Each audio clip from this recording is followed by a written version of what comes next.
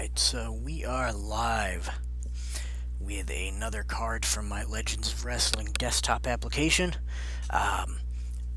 Going to do my personal Feds card 3.11 or 311, 11th month of the third year. I streamed card 3.9, but I did not stream card 3.10. So I figured I would kind of cover what happened there. And nothing really amazing, but there is some stuff that does affect the upcoming card. So we had Ray Steele lose to John Pesic. Both of these guys are coming back from injuries. Recently, this isn't their first card back, but I figured I'd pit them against each other since they both should have some ring rust. Pesic won, beating Steele with a toe hold. Then Red Berry faced Emil Dusik, and Berry beat Dusik by disqualification when Dusik hit him 3 times with a foreign object. You can be sure that they will probably meet again. Then we had Joe Stecker absolutely demolish Ad Santel. He just tore him apart.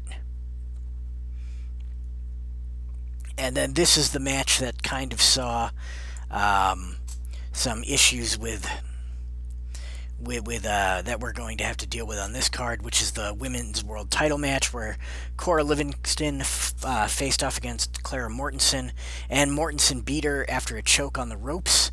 But since chokes are illegal, the National Bureau of Boxing and Wrestling wanted an immediate rematch scheduled. So on our upcoming card here, 3.11, that we're going to run tonight, we'll have that rematch, which will see Mortenson defend the title against Cora Livingston, someone who she beat once with an illegal move, but has lost to twice, so we'll see where that goes.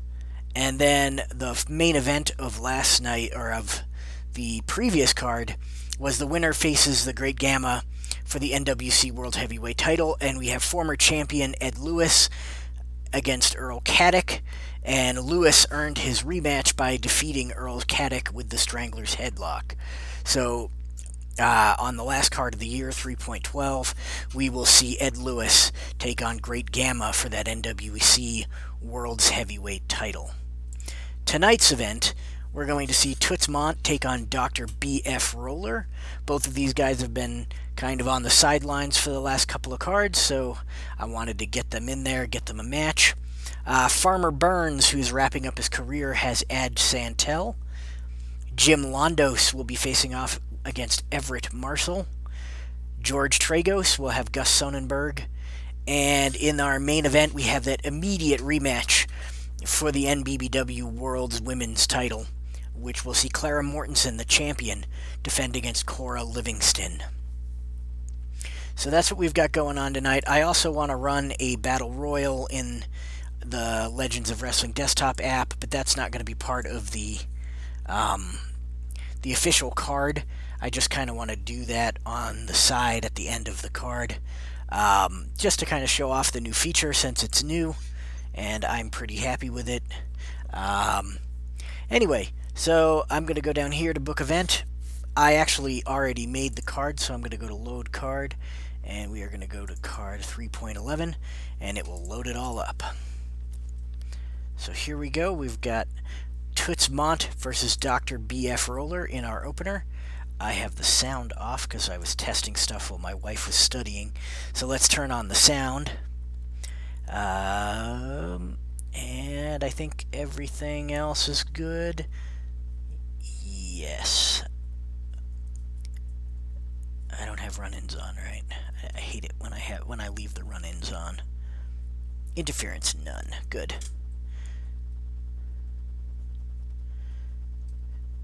Alright, so here we go.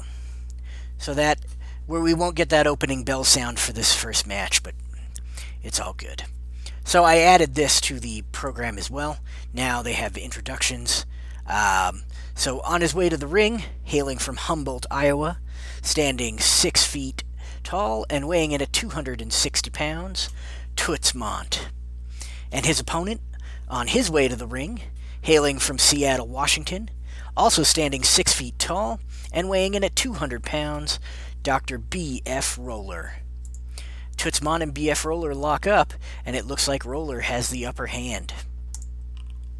And Roller attempts a diving single leg takedown on Toots Mondt, but Mondt reverses the move and takes control of the match, moving out of the way deftly, and Mondt with a back heel trip on Roller, and Roller is hurt. And now Mondt whips Roller into the ropes, and he sets up for a back body drop, but B.F. Roller counters with a pile driver. And I have done it again. I have forgot to load the tables, so let's do that, since that's become basically a ongoing thing here.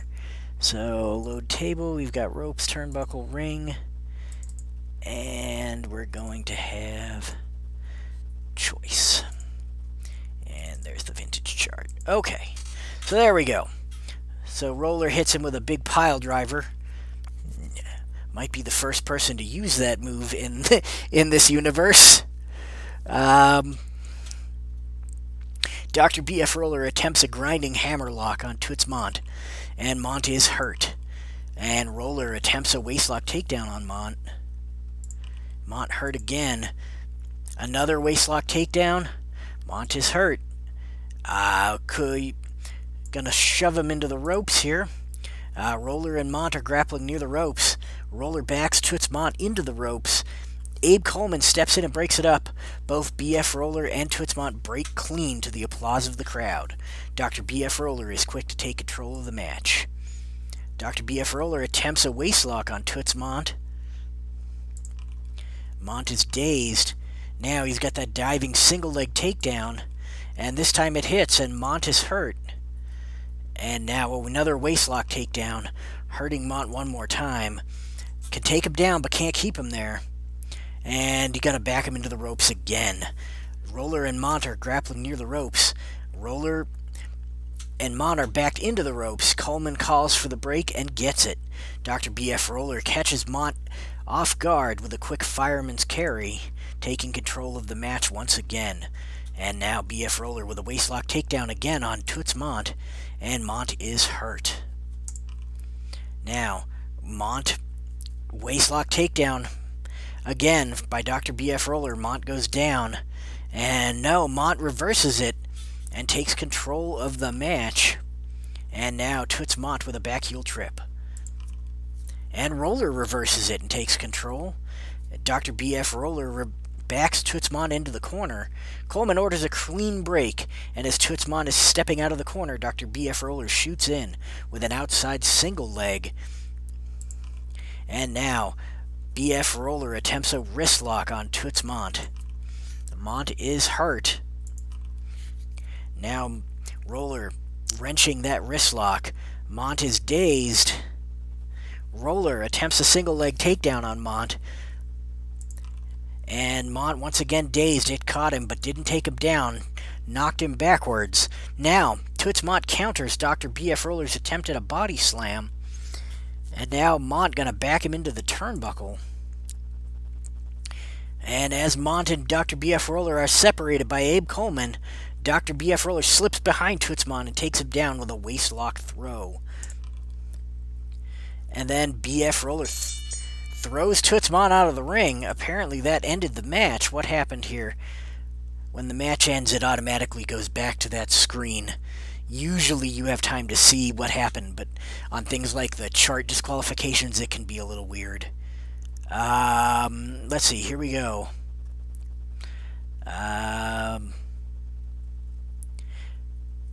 As Toots Mondt backs towards the ropes, B.F. Roller shoves him from the ring. Abe Coleman is clearly upset and is having a talk with B.F. Roller. Abe Coleman signals for the bell, and Dr. B.F. Roller had been disqualified for unsportsmanlike conduct after he shoved Toots Mondt out of the ring for no reason.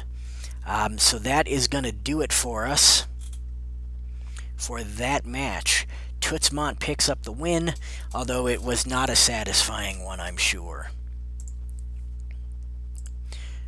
On to our second match, which is going to see Farmer Burns take on Santel. And there is our bell to start the match.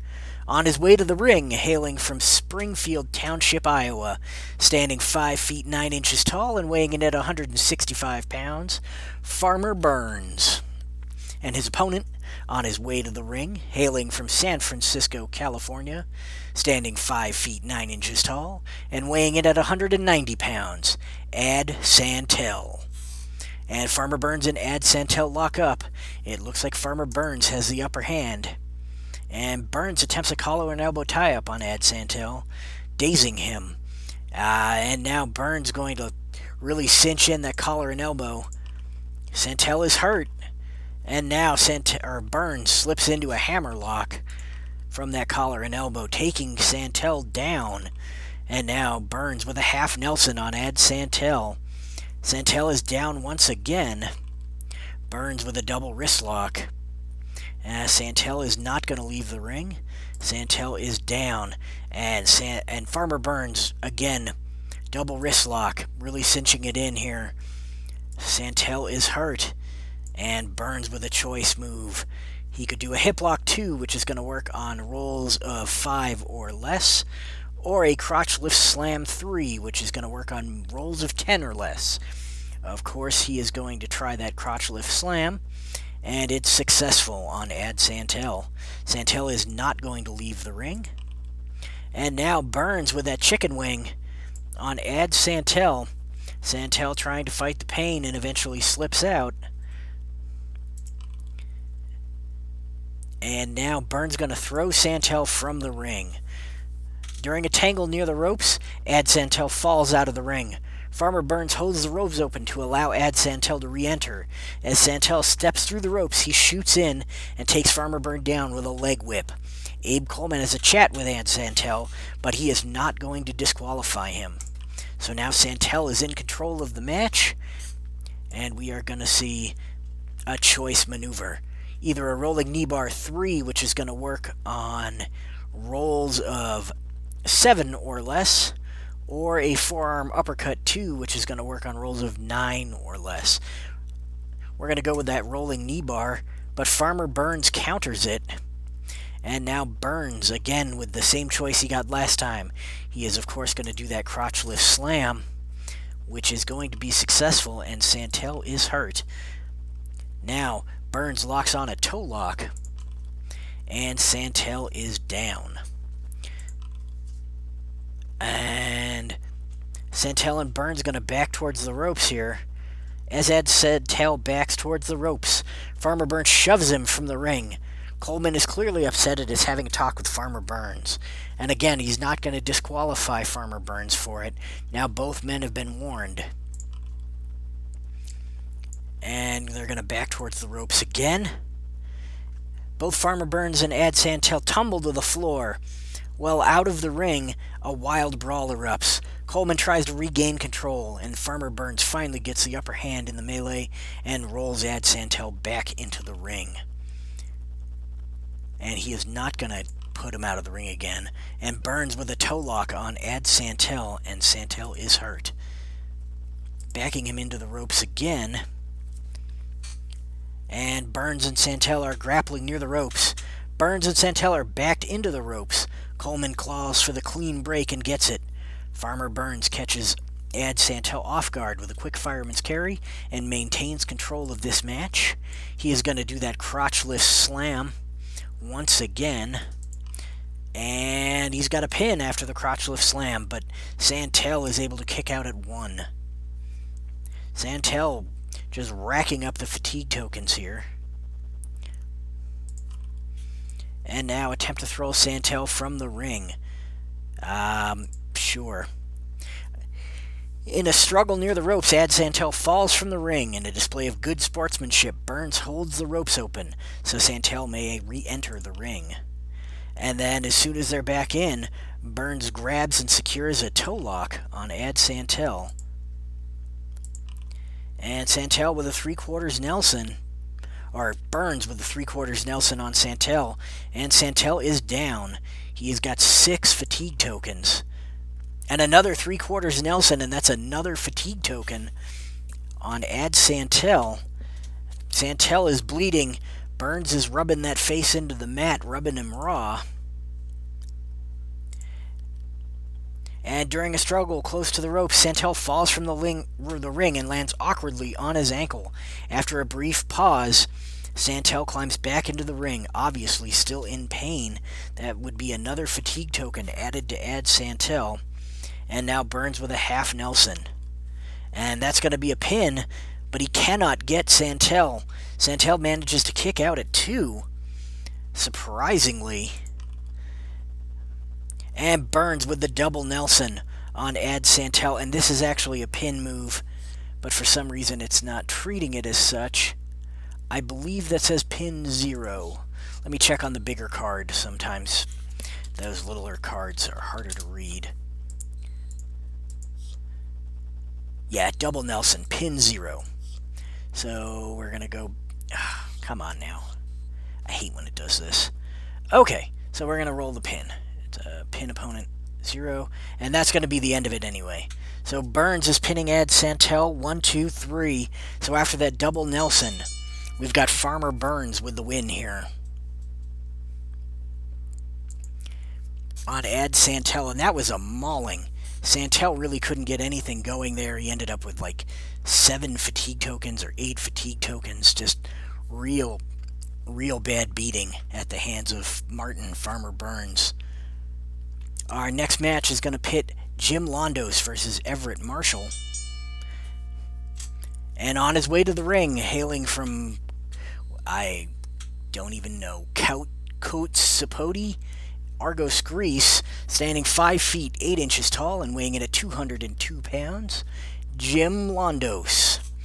And his opponent, on his way to the ring, hailing from La Junta, Colorado, standing 5 feet 11 inches tall and weighing in at 225 pounds, Everett Marshall. And Londos and Marshall lock up, and it looks like Everett Marshall has the upper hand. Marshall attempts a top wrist lock on Jim Londos. Londos is easily reversing that, and he takes control of the match. And Londos with a grinding armbar on Everett Marshall, and Marshall is down. And Londos attempts a standing toe hold on Everett Marshall, who is hurt.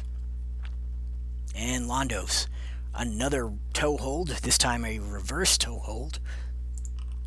And Marshall able to reverse that and take control of the match. And Marshall with a single leg takedown on Jim Londos. Londos easily moves out of the way of the takedown, stuffs him, and takes control of the match. And now Londos with a snapmare on Everett Marshall. Marshall is hurt, and Londos has a choice move here. Duck under takedown 3, which is going to work on rolls of 4 or less, or a front chancery 2, which is going to work on rolls of, 6 or less. So I think he's going to go for the front chancery, and Everett Marshall able to counter it. Marshall attempts a fireman's carry on Jim Londos, and Londos reverses it and takes control of the match. Londos attempts a single leg on Everett Marshall, and Marshall reverses that and takes control. Now Everett Marshall attempts an armbar on Jim Londos, and Londos is able to reverse it and take control of the match. Go figure. These guys just going back and forth. Neither man can take control and hold it for very long. Londos with a single leg on Everett Marshall. Doesn't take him down, but knocks him back. And now Londos going to go to that well again. Another single leg, and Everett Marshall able to get it out of the way. And he is able to take control of the match. And he attempts a fireman's carry as his first offensive salvo on Jim Londos. And of course, Londos counters that fireman's carry and takes control of the match again. And Marshall counters Londos' attempt at a headlock throw. Just back and forth from these two. Marshall with a body slam on Jim Londos. Londos is down. Now Marshall within a short arm scissors on Jim Londos. Londos is hurt. Marshall attempts a body slam on Jim Londos. Londos is not going to leave the ring, so Londos is down. And now Everett Marshall attempts a forearm blows on Jim Londos. And Londos is down once again. Can Everett Marshall make this count? No, he's going to roll a choice maneuver. We've got a single leg takedown 2 that is going to work on negative 2, 6. That's going to work on 6 or less, or a bear hug 3 that is going to work on 9 or less. He's going to go for that bear hug. And Londos manages to counter the bear hug. And now Londos attempts a grinding armbar on Everett Marshall. And Marshall not going to roll out of the ring. Marshall is down. And Londos with a fireman's carry. Londos with a fireman's carry on Everett Marshall. Marshall is hurt. And now Londos with a choice maneuver. He's got that duck under takedown 3. It's going to work on 6 minus 2. That's 4 or lower. Or the front chancery, which is going to work on 6. He's going to attempt that front chancery. But of course, Everett Marshall is going to counter that. And he is going to end up with a choice. He has a choice between the rolling knee bar 3, which is going to work on 6 or less, or a forearm uppercut 2, which is going to work on rolls of 9 or less. He's going to try that forearm uppercut, and he connects, and Londos is dazed. Marshall with a go-behind waistlock takedown on Jim Londos, and Londos is hurt. And now Everett Marshall with a grinding headlock, trying to put Londos down. He's hurt. We're going to go for that forearm uppercut again, and Marshall connects. Londos is dazed one more time. And now Marshall and Londos are grappling near the ropes. Everett Marshall and Jim Londos are backed into the ropes. Abe Coleman calls for the clean break and gets it. Marshall catches Londos off guard with a quick fireman's carry. I think that's the first fireman's carry that's worked all match. Now, Everett Marshall in control and in a choice situation. That rolling knee bar going to work on 6 or lower, or the forearm uppercut going to work on 9 or lower. I think he's going to try the knee bar this time. And, of course, Londos is able to counter that. Londos attempts a rabbit punches on Everett Marshall. And, of course, Marshall counters those rabbit punches and takes control of the match. Marshall and Londos are grappling near the ropes. Everett Marshall backs Jim Londos towards the ropes. As Everett Marshall makes his approach, Londos takes him down with a stunning upper body throw. Londos moves in to make the quick cover, and Marshall manages to kick out at 1, so that is only a 1 count for Jim Londos. The Golden Greek trying everything here. They're going to back into the ropes, and in a struggle near the ropes, Everett Marshall falls from the ring. In a display of good sportsmanship, Londos holds the ropes open so Marshall can re-enter the ring. And then Londos, with a choice maneuver, duck under takedown 3 is going to work on rolls of 4 or better, and the front chancery on 6 or better. He is going to do the front chancery. And Everett Marshall, of course, manages to counter that front chancery. Everett Marshall attempts a headlock and punch on Jim Londos. Londos is hurt. Marshall must be getting a little frustrated here. Marshall attempts a fireman's carry on Jim Londos. And, of course, Jim Londos counters the fireman's carry. That has not been a very successful move for Everett Marshall. The front chancery hasn't been a very successful move for Jim Londos, but let's see what happens. Everett Marshall counters the front chancery, and Marshall locks on a grinding headlock. Londos reverses that, and Marshall counters Jim Londos' attempt at a front chancery takedown. These guys cannot get anything going. They are just apparently very evenly matched. Marshall attempts a body slam on Londos, and Londos is hurt. And Londos on the receiving end of a forearm uppercut by Everett Marshall. And Londos shrugs it off and comes at Everett Marshall with a snap mare. And Marshall rolls through, comes at Jim Londos, and backs them into the ropes. Coleman steps in to break it up. Both Everett Marshall and Jim Londos break clean to the applause of the crowd. Londos is quick to take control of the match. And now Londos with a fireman's carry slam on Everett Marshall. And Marshall is hurt. And now we've got that same choice, duck under takedown or front chancery. He's going to try that front chancery again and again. Everett Marshall says no. That is not going to be a thing that is going to work on me, and Everett Marshall with a grinding headlock on Jim Londos.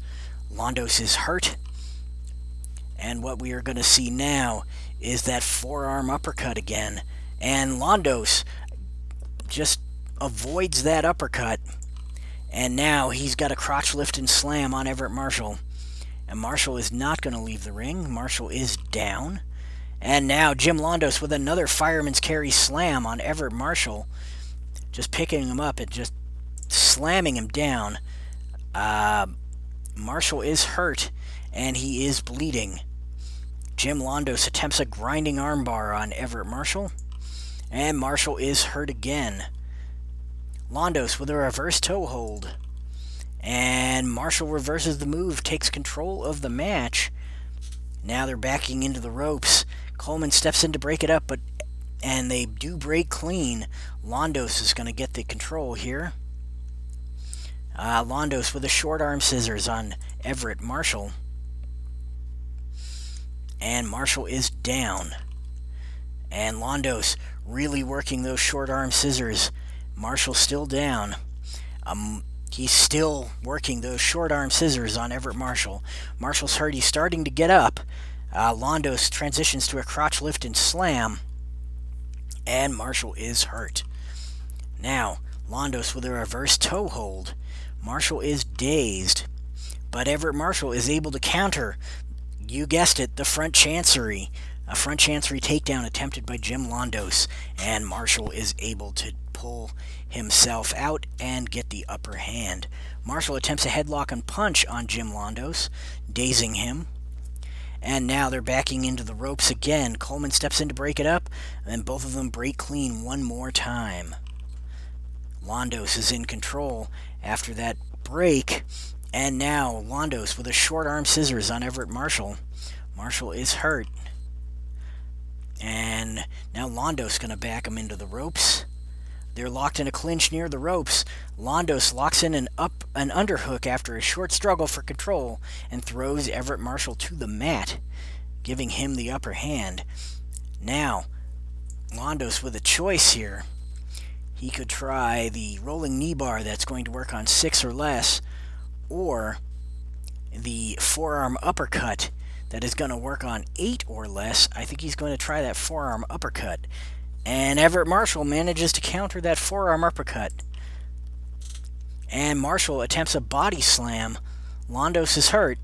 And now Everett Marshall comes in with a fireman's carry on Jim Londos. And once again, as normal, Londos reverses the move and takes control of the match. Now, Everett Marshall counters Jim Londos' attempt at a front chancery takedown. And that is, of course, par for the course for these two. And Everett Marshall counters that front chancery takedown with a headlock and punch, which Londos himself reverses and takes control of the match. Marshall counters Londos' attempt at a headlock throw, and then attempts a headlock and punch on Londos again. Londos once again reverses that headlock and punch, takes control. Now he's got a crotch lift and slam, and that is going to lead to a pin.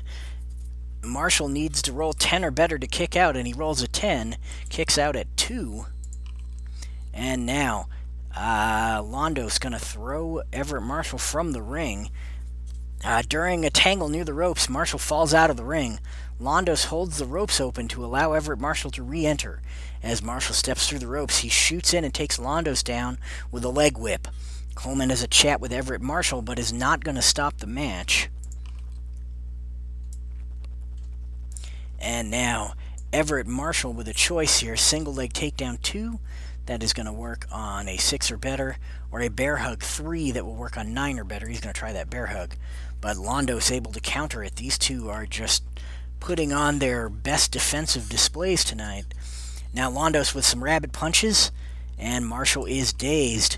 Londos with a snap mare. And Londos can't get it. Everett Marshall reverses it. And bars his arm, so Everett Marshall with a bar arm on Jim Londos, and Londos is hurt. Everett Marshall attempts a body slam on Jim Londos. Londos hurt one more time. Now, Marshall with a fireman's carry. This is not going to work. It does. It's a miracle. Jim Londos is hurt after Everett Marshall's fireman's carry. And now Marshall with a grinding headlock. And Londos is dazed. Marshall once again bars Londos' arm, but Londos able to pull it back out and take control of the match, backing Marshall into a corner. After the break, Everett Marshall brushes Jim Londos, and Londos is able to use Everett Marshall's momentum to throw him hard to the mat with an overhead suplex. And he's going to roll up there. Reverse toe hold on Everett Marshall, and Marshall is down. And now with some short arm scissors, Marshall is hurt. And now Londos attempts a reverse toe hold on Everett Marshall, and Marshall is down once again. And he moves from a reverse toe hold to a standing toe hold. Marshall is not going to leave the ring. He is down. And he is going to attempt that forearm uppercut. Londos successful with the forearm uppercut. And Marshall is dazed. Now Londos with a snapmare. Let's see what happens. Marshall is able to reverse the move and take control of the match. And Marshall attempts a top wrist lock on Jim Londos. Londos is hurt. And rolling knee bar, 3 or 4 arm uppercut. He's going to try that rolling knee bar. He's going to work on 6 or better. And Londos counters Everett Marshall's attempt at a rolling knee bar. And now he nails him with a crotch lift and slam. And Marshall is down. Marshall picked up for a fireman's carry by Jim Londos, and he is hurt. And now Londos with another crotch lift and slam on Everett Marshall. And Marshall is down. That is an insane amount of fatigue tokens. 1, 2, 3, 4, 5, 6, 7, 8, 9, 10, 11 fatigue tokens. Now, on Everett Marshall, Londos attempts a standing toe hold. Can't get him. Marshall is hurt. And now another crotch lift and slam by Jim Londos on Everett Marshall. And now Marshall is being pinned. A roll of 15 is required to kick out. That ain't happening. So Londos is your winner after a crotch lift and slam after a ridiculous match that didn't see any fatigue on Jim Londos, but saw some spectacular back and forth. Yeah, that was a weird match. Londos is your winner. And now Tragos versus Gus Sonnenberg is our next match. And here we have, on his way to the ring, hailing from Katsaro, Greece, standing 5 feet 10 inches tall and weighing in at 185 pounds, George Tragos. Howdy, Rodney. Thank you. And his opponent, on his way to the ring, hailing from Ewan, Michigan, standing 5 feet 7 inches tall and weighing in at 200 pounds, Gus Sonnenberg. George Tragos and Gus Sonnenberg lock up. It looks like Tragos has the upper hand in this match. Tragos attempts a side headlock on Sonnenberg, and Sonnenberg is dazed. And now Tragos attempts a flying mare on Gus Sonnenberg. Sonnenberg... Sorry, I'm moving the chat so I can see it a little better. Attempts a flying mare on Gus Sonnenberg. Sonnenberg dazed one more time. Now Tragos with a cross ankle pick on Gus Sonnenberg. Sonnenberg able to reverse the move and take control of the match. And Sonnenberg attempts a shoulder butt to the stomach on George Tragos. Tragos is dazed. And now Sonnenberg attempts an arm lock on George Tragos, dazing him once again. And now Sonnenberg moves from the arm lock to the wrist lock. And Tragos is able to reverse the move and take control of the match. And Tragos going to back him into the corner. And Coleman orders a break. While breaking, Sonnenberg is able to swing Tragos around into the corner, reversing the situation. After the break, Tragos rushes Sonnenberg, and Sonnenberg is able to use Tragos' momentum to throw him hard to the mat with an overhead suplex. So Sonnenberg now in control, and they're going to back into the ropes here. As Tragos backs towards the ropes, Sonnenberg shoves him from the ring. Coleman is clearly upset and is having a talk with Gus Sonnenberg, and Sonnenberg got away with just a warning. Now Sonnenberg attempts a tackle in the corner on George Tragos. Tragos is hurt, and Sonnenberg going to back him back into the corner. And Abe Coleman orders a break. While breaking, Tragos is able to swing Sonnenberg into the corner, reversing the situation. Coleman orders a clean break, but George Tragos has other ideas. Gus Sonnenberg is knocked loopy by a wild haymaker thrown by George Tragos. So Tragos fighting dirty now. Tragos, after that haymaker, going for the pin, and Sonnenberg kicks out at 1. Tragos attempts a double wrist lock on Gus Sonnenberg, hurting him. And now bear hug takedown as Sonnenberg tries to get up. Sonnenberg able to counter that bear hug takedown, take control of the match, and attempt a shoulder block on Tragos. Sonnenberg using all of those football tackles and football shoves and football moves on Tragos, who is a classic wrestler and probably not used to that sort of thing. Tragos is hurt, and now Sonnenberg going to back him into the corner. And Coleman orders a clean break, and as Tragos is stepping out of the corner, Sonnenberg shoots in with an outside single leg, taking him down, and Sonnenberg attempts a shoulder butt into the stomach of George Tragos. He's dazed from that shot to the gut, and now Sonnenberg attempts a body throw on Tragos. And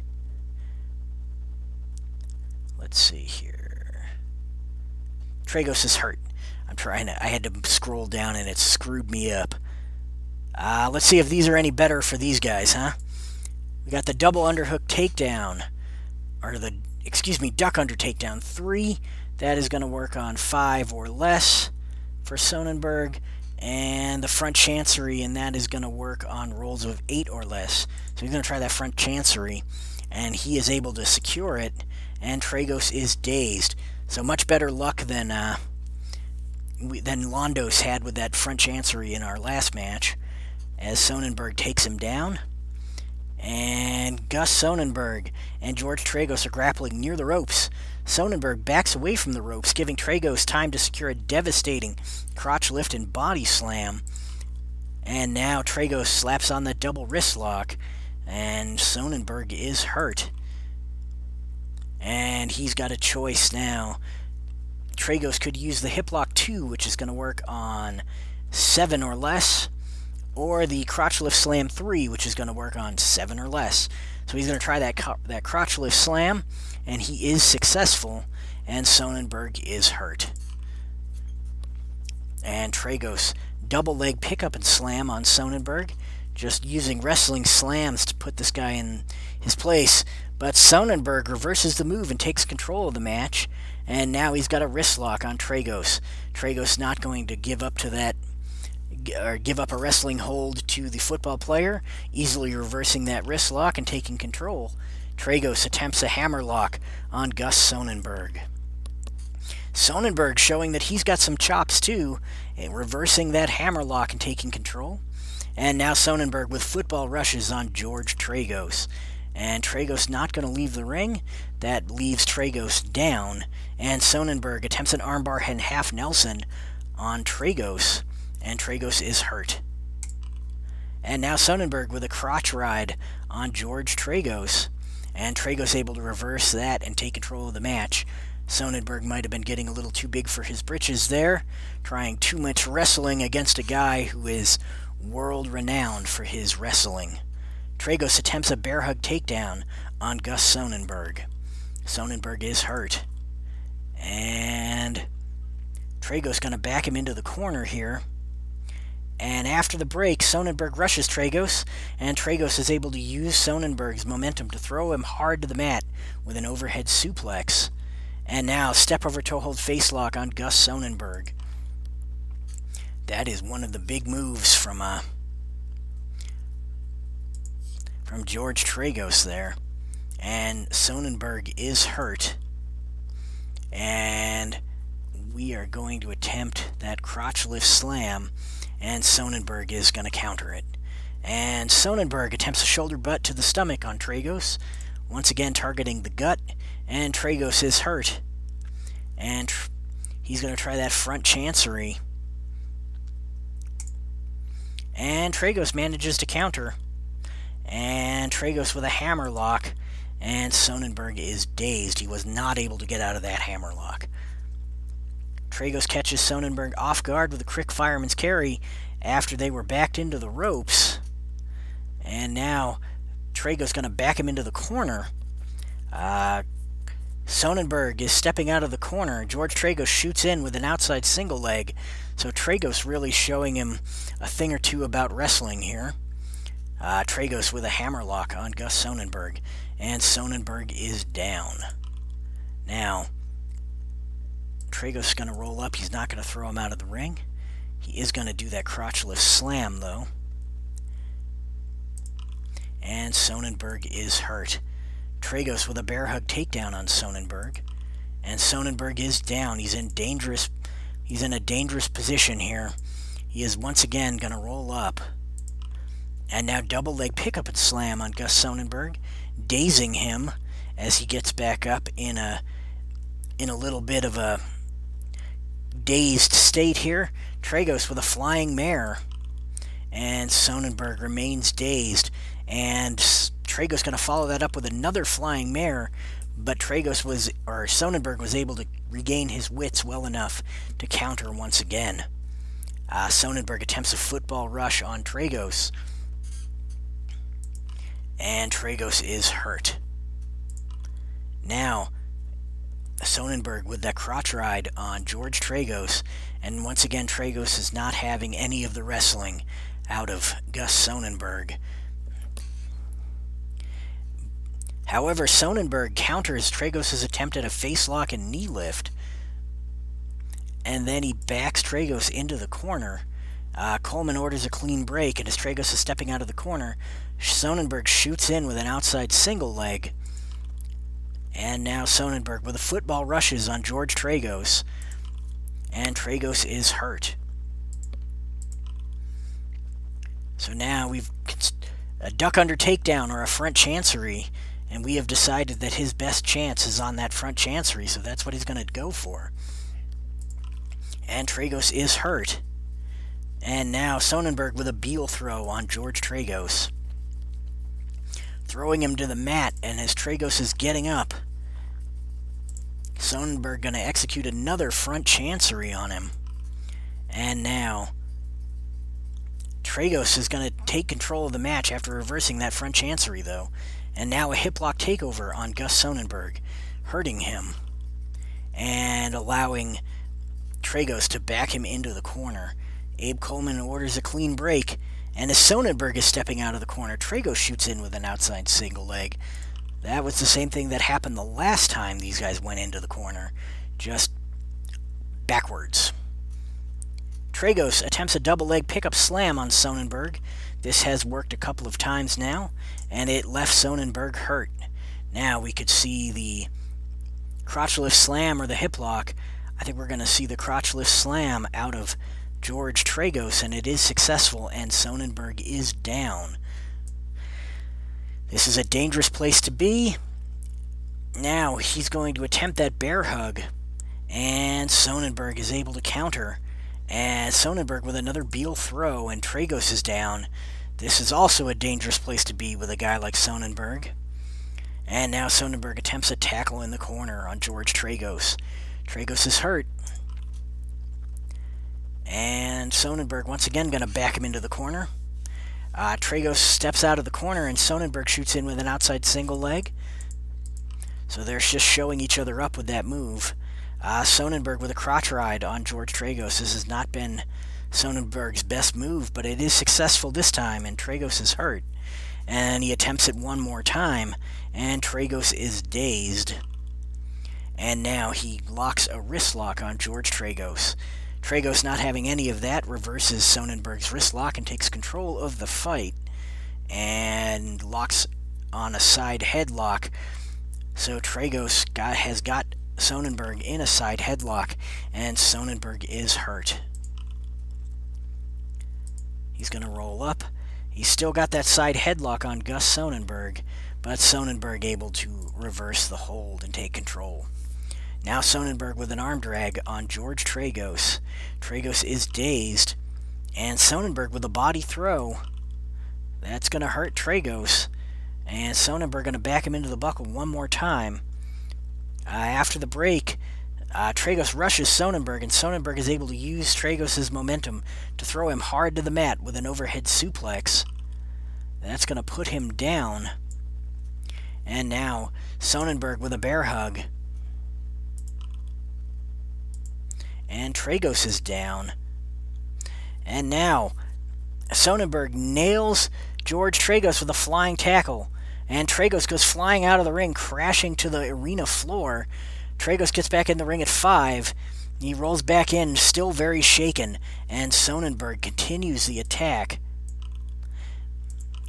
as Tragos is hurt. And Sonnenberg with a football rushes on George Tragos. And Sonnenberg nails him hard. Tragos is hurt again. Football rushes again. That's going to hurt him one more time. And now a shoulder butt to the stomach on George Tragos. Tragos reverses the move and takes control of the match. Tragos is definitely getting the worst of this match, though. But he's still hanging on there.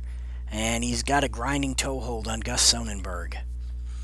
And Sonnenberg cannot leave the ring. And now Tragos attempts the arm lock and scissors on Gus Sonnenberg, but Sonnenberg able to just barely pull his arm out. He required an 8 to escape. He rolled a 9. So Sonnenberg gets free just barely. And he is not going to throw Sonnenberg out of the ring. Locks on a grinding toe hold once again. He cannot leave the ring. And we are going to see a bear hug. And Sonnenberg counters the bear hug with the front chancery. Tragos counters the front chancery with the hammerlock. And Sonnenberg is dazed after the hammerlock. Tragos and Sonnenberg are grappling near the ropes. Tragos and Sonnenberg are clinched near the ropes.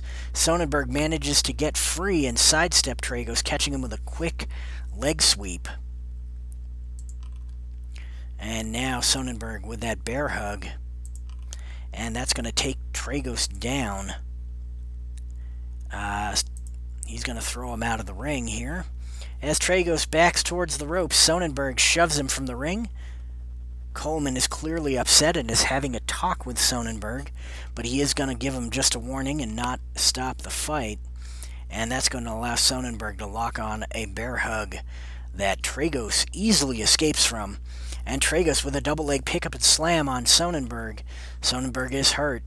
And now Tragos with a double leg pickup and slam. And Sonnenberg is dazed. And Sonnenberg counters Tragos' attempt at a knee lift and face lock. Once again, taking control of the fight. He's going to hit him with a front chancery. And Tragos is hurt again as he is backed into the turnbuckle by Gus Sonnenberg. And Tragos is able to swing Sonnenberg around in the corner, reversing the situation. Coleman orders a clean break, and as Sonnenberg is stepping out of the corner, Tragos shoots in with that outside single leg takedown. That has worked pretty well for both men all night. And now crotch lift slam from George Tragos as Sonnenberg is hurt. And another crotch lift slam by George Tragos, hurting Sonnenberg again. And now Tragos is going to back him into the corner.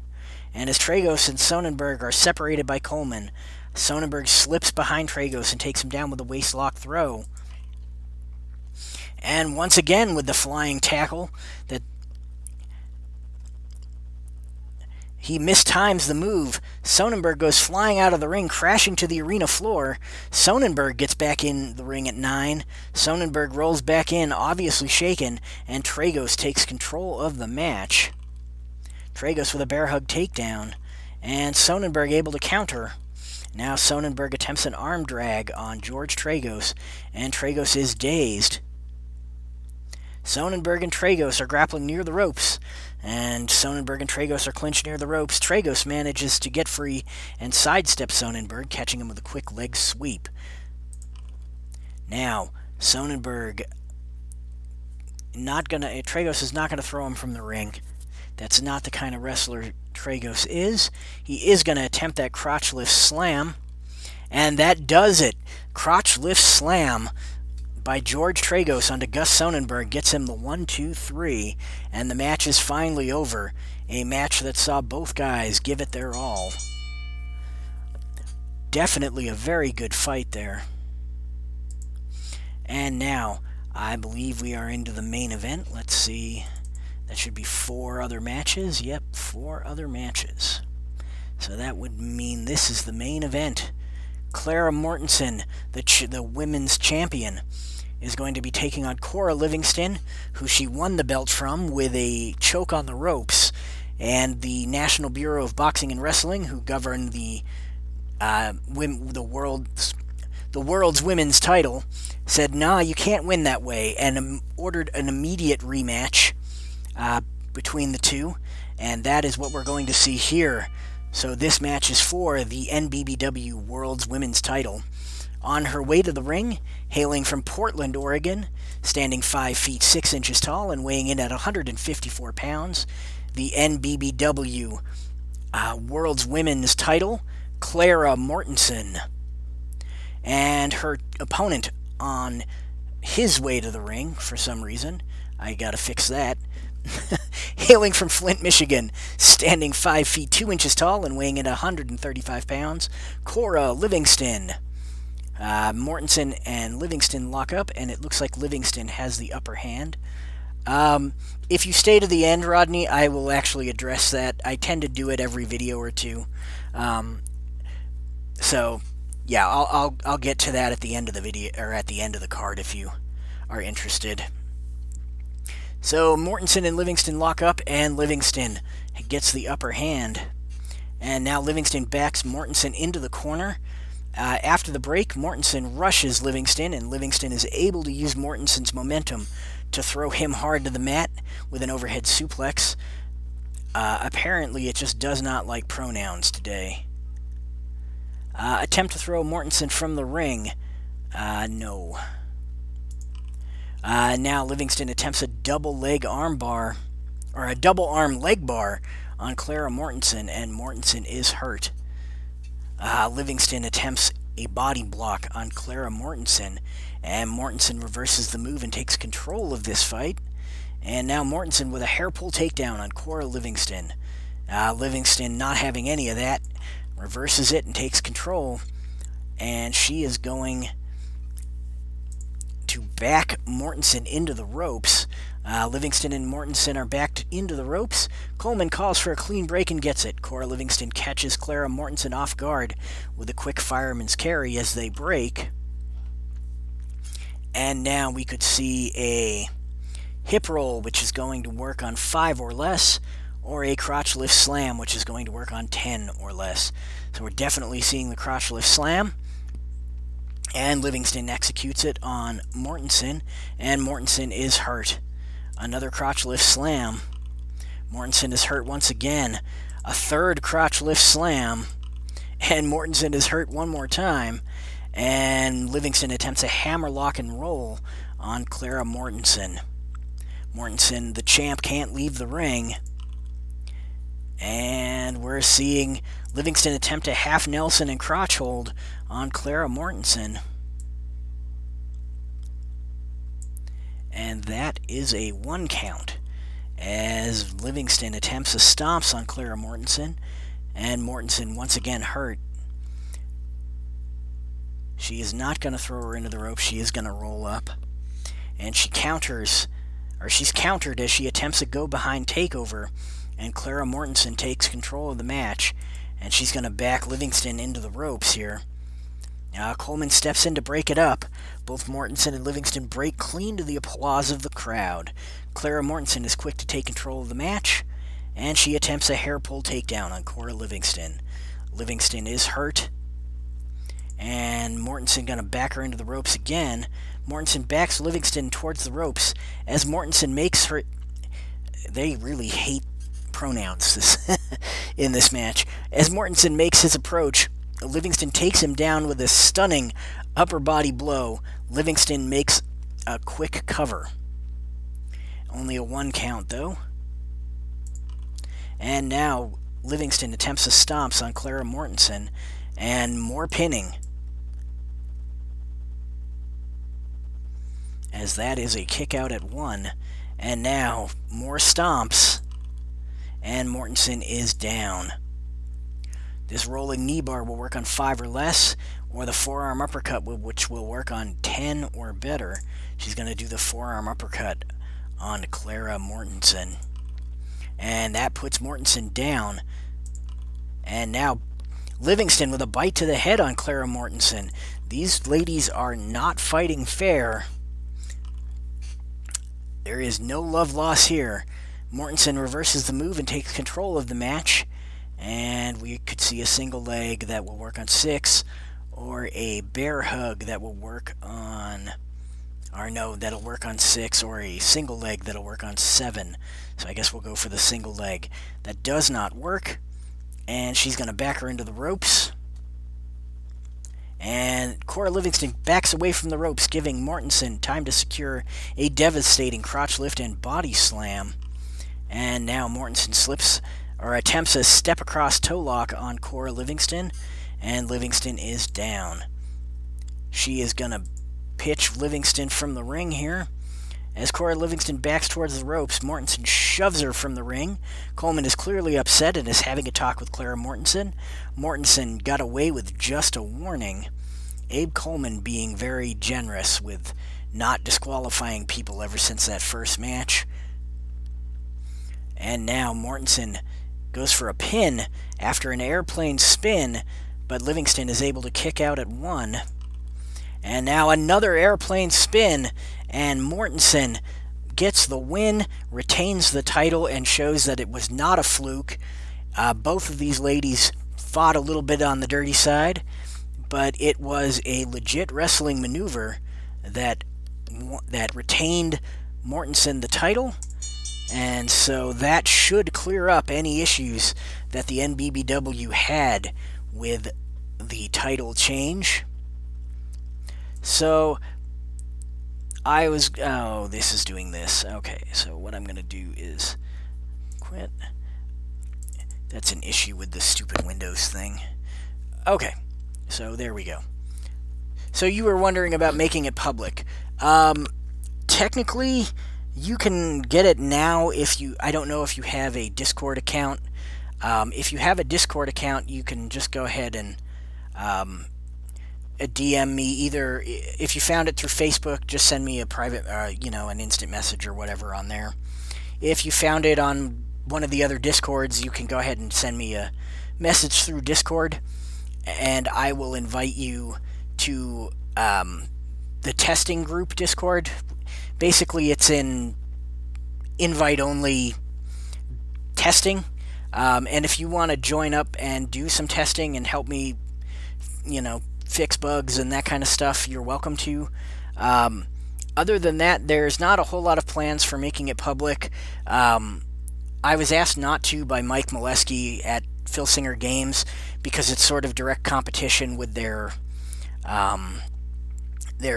COTG or Phil Singer Online platform, and I don't want to rock the boat. They've always been nice to me. I'm not that wasn't my goal with it. So I basically said, okay, I won't make it public for now. And hopefully their thing changes. I think that they had some issues with things like people being able to share cards and things through these online platforms in the past. Things like the old, I can't even remember what it was called, but it was like COTG Desktop or whatever, and stuff like that, and all the cards were easily shareable and whatever, and they didn't like that. And but yeah, the cards are all locked to the machine you create them on. It has support for for them to release card packs if they want to, and charge money and issue you a like a code that's also locked to your computer. So I mean, I took a lot of care into making it sort of Filsinger Games friendly. So hopefully, at some point they have less of a problem with it. But for now, yeah, it's just kind of invite only public. Like, I'm not trying to hide it or tell people they can't have it, but I just can't release a public link for it. So, but yeah, COTG desktop, I have that on my computer as well. I'm not a, it's okay. I like my system better. I like that it's automated. I like the scripting ability of it and everything. You can script the cards so that they do what they're supposed to do without having to, look stuff up and whatever. You will have to create your own cards. It doesn't come with any cards. I have no interest or plans on releasing cards for it. You'll have to scan them yourself and input them. I guess you could probably use the art from the Filsinger Games, the Filsinger Online's stuff if you wanted to. I actually scan. I just use like a shitty Canon home scanner and scan the cards myself. Like, every card I have in here is a card that I own a physical copy of, including the bootlegs. So, I just scan them and go from there. But, if you had another way to do it, you're welcome to do it that way. The system doesn't really care. So, but yeah. So yeah, if you just ping me on Facebook, it'll I can get you in there. The only other requirement is Windows. I'm a Windows developer. It's what I do as a job. So I don't write stuff for Mac or for mobile or anything like that. So you got to be running Windows. You got to have a Discord. Those are the two requirements. So, but I was gonna run a battle royal just because it's a brand new feature. I just added it like over the last week since I streamed. So I was gonna run like maybe a 10-person battle royal. If there's anybody that you want to see in the battle royal, let me know, and I will go ahead and add them. Otherwise, I'm just gonna kind of add people who I like. You're on Windows 10. Well, that's perfect. It will run on Windows 10. I think I'm on 11, which is why I have the the middle thing there. But yeah, it should work on Windows 10. I think I started developing it on Windows 10, and then when I upgraded to Windows 11, it worked on there as well. So let's see. Yeah, honestly, you don't have to use the Discord very much. It's just I post the link to the program in that private Discord, so that way the only thing you need to be in there for is to be able to download the updates. You don't have to talk or anything. Most of us don't really chat in there a whole lot. Although if you have questions about making cards or the scripting system, because this stuff is not documented because it's not totally public. So when you're making cards, you're almost certainly going to have some questions. You can always get a hold of me in the Discord chat there, and I'm usually super happy to help because that's the whole point of it. Okay, so Abdullah. Let's look for Abdullah. We'll add him to the Battle Royal, and we'll go with Andre. Oh, I have to capitalize it. Andre the Giant, Battle Royal. Let's see here. Who else? We'll throw Freddie Blassie in there. Why not? Luthez. Let's see here. We'll do Bockwinkel.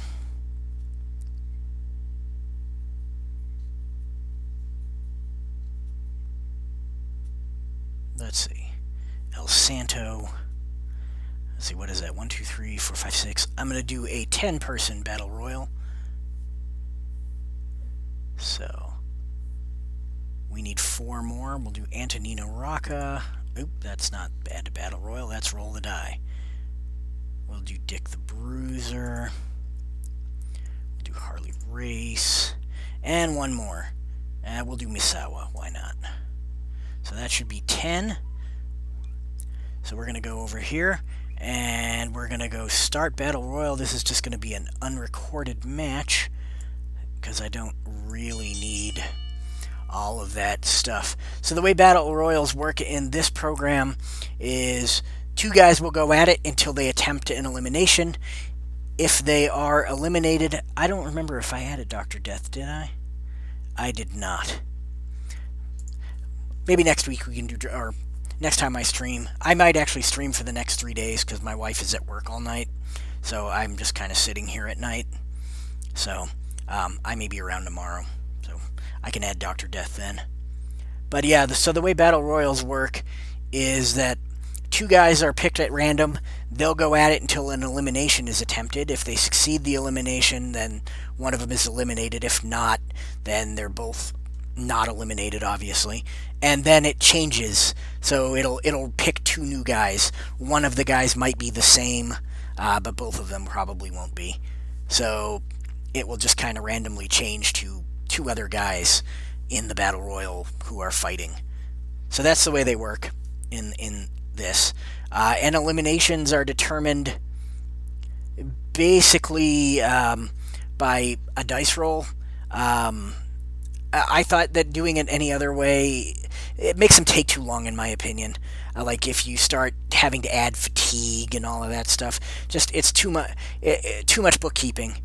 The program could do it quickly with no problem, but I had already wrote a chart for it without that stuff. So basically, you just, one guy rolls the die, the other guy rolls the die, the higher dice roll. You know, if the guy being eliminated rolls higher, then he's not eliminated. If the guy doing the elimination rolls higher, then the dude is eliminated. And that's how they work. So with that explained, let's get to it. Misawa and Antonino Rocca are going at it as the first focus of our Battle Royal, and Misawa attempts an elbow jab on Antonino Rocca. Rocca reverses the move and takes control of the match. Misawa attempt an Irish whip into the ropes. Or no, this is going to be Rocca attempting an Irish whip. Attempt to eliminate Misawa instead of throwing him into the ropes. Well, yes, obviously.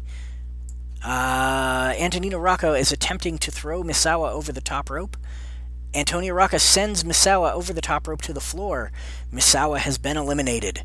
The focus shifts to Freddie Blassie and Nick Bockwinkel. Blassie and Bockwinkel lock up. It looks like Blassie has the upper hand. So now Blassie with a face rake on Nick Bockwinkel. And Bockwinkel reverses the move, takes control of the match. And Bockwinkel attempts a hip lock on Fred Blassie. Blassie is dazed. And we've got a Boston Crab attempt from Bockwinkel on Blassie. And Blassie is down. Agility is 0, so he's going to do that flying elbow drop. And Blassie counters.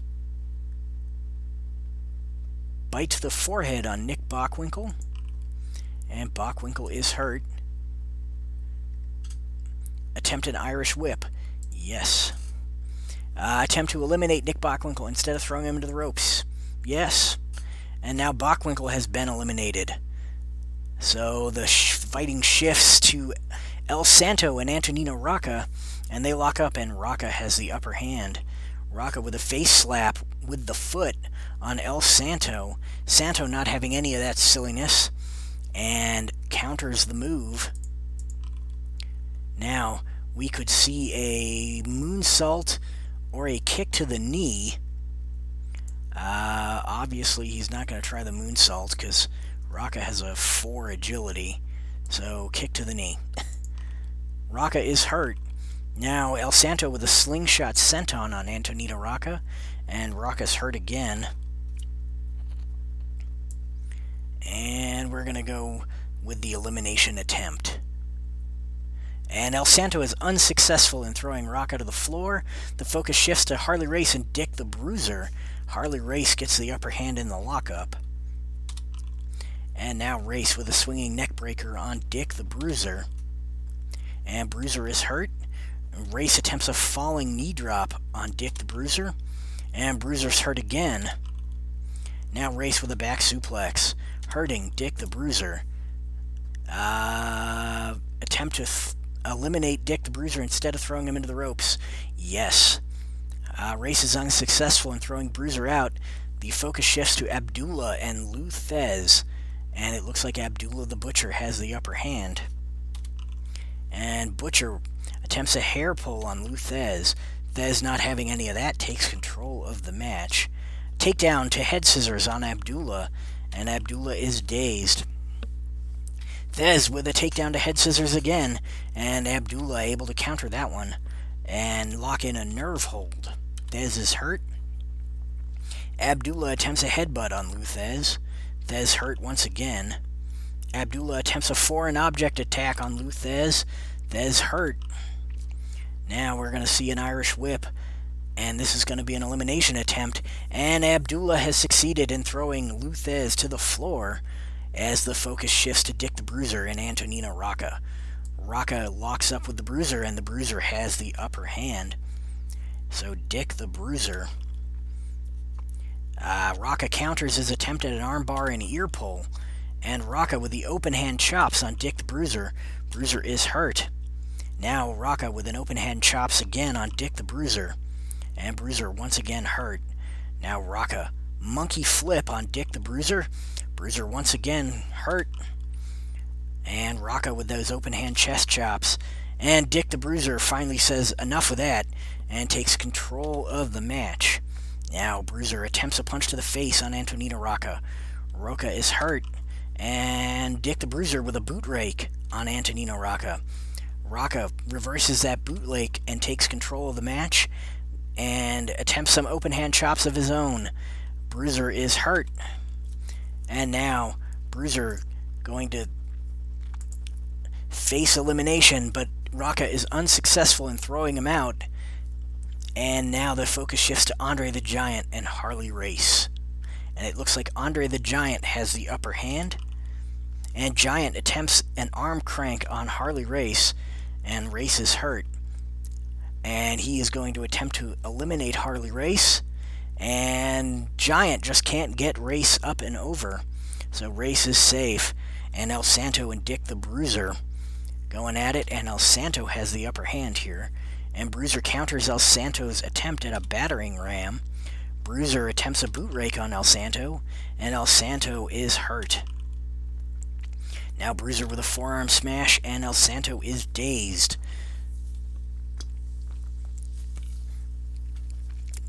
And El Santo counters Dick the Bruiser's attempts at an armbar and ear pull. Bruiser has not been very successful pulling the ears of his opponent in this fight. And we are going to see... He's going to Irish whip him into the ropes. That's going to be an elimination attempt. He is unsuccessful at throwing Bruiser out. The focus shifts to Abdullah the Butcher and Andre the Giant. And it looks like Abdullah is going to have the upper hand here. And the upper hand for like 2 seconds, as Andre the Giant counters Abdullah's attempt at a shoulder block, and now attempts a turnbuckle splash, hurting Abdullah the Butcher. Andre the Giant with a body scissors and lift on Abdullah, and Abdullah reverses that and takes control of the match, and begins biting the forehead of Andre the Giant. I'm not really sure how Abdullah got up there, but okay. Andre the Giant is dazed, and Abdullah gonna whip him into the turnbuckle, but can't budge Andre the Giant. This is the advantage that Andre the Giant has in these kind of matches, because the check for the turnbuckle and all of that stuff that Andre has, where you can't do it unless you're a -4 or better in power or whatever. He basically, the only way to eliminate him is to hit your finisher. So, unless you're a -4 or better in power, and I think there are a couple of guys in here that can probably eliminate him. But yeah, Andre grabs Abdullah the Butcher and takes control of the match, and now Andre the Giant attempts a bear hug on Abdullah, and Abdullah is hurt. Andre attempts a bear, Attempts another bear hug on Abdullah, putting him down. Now Andre the Giant, a sit-down splash on Abdullah the Butcher. And Abdullah is down once again. An attempt to throw Abdullah the Butcher from the ring, yes. And Giant is unsuccessful in throwing Abdullah out. Now Harley Race and Freddie Blassie are going at it. Race and Blassie stare at each other down. This is getting tense. That's a house rule. Basically, if they tie on the initiative roll, then things will escalate, so whoever wins this will start on level 2 offense.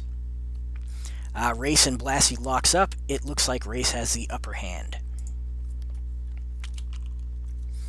And Race is immediately going to try to eliminate Freddie Blassie and is unsuccessful.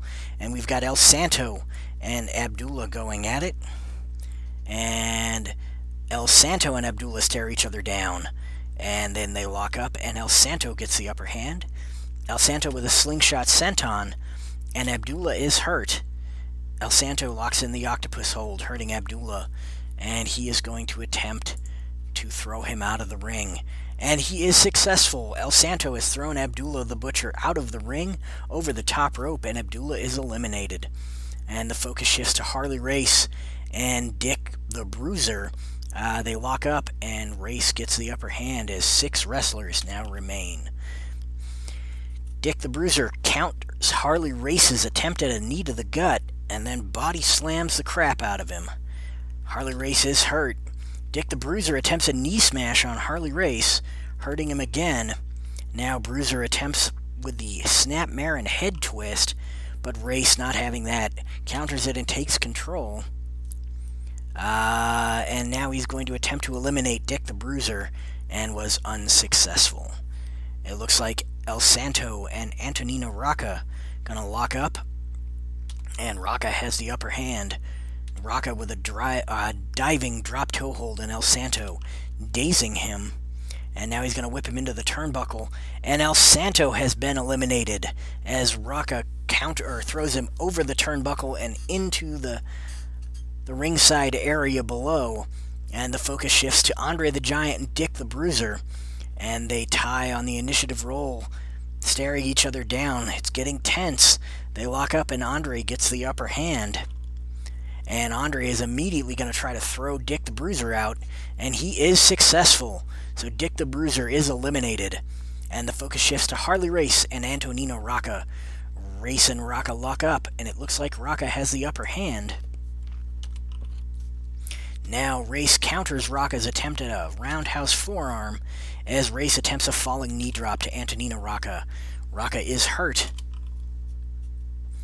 And it looks like Race is going to attempt to eliminate Antonino Rocca, and he is unsuccessful as Andre the Giant and Freddie Blassie lock up.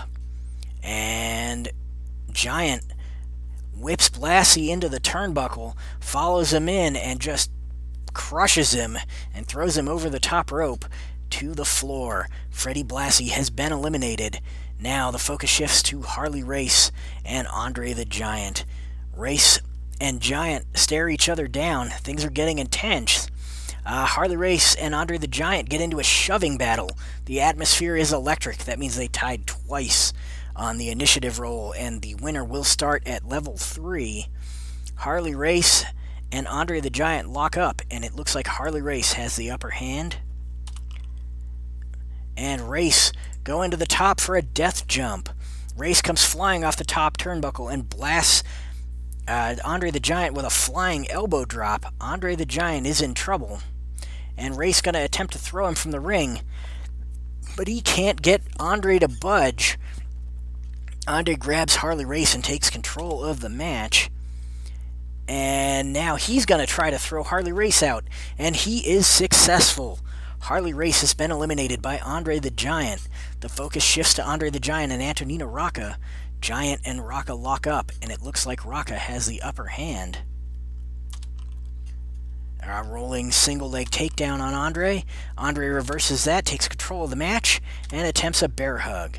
Antonino Rocca is hurt, and Andre going to try throwing him out of the ring. He is unsuccessful. And now Antonina Rocca with an armbar to head scissors on Andre the Giant. Giant reverses the move and takes control of the match. Giant with a big boot to the face on Antonina Rocca. Rocca is hurt. Giant attempts a dropkick on Rocca. Rocca hurt once again.